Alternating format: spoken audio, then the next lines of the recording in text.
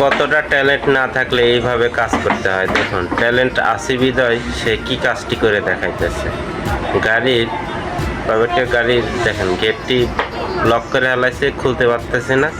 শেষে দেখুন কি বুদ্ধি করে সে লকটি খুলতেছে। বুদ্ধি তো পুরো জাতিকে অবাক করে দিল একদম। কত সুন্দর বুদ্ধি, যা পুরাই মাথা নষ্ট। বাহ,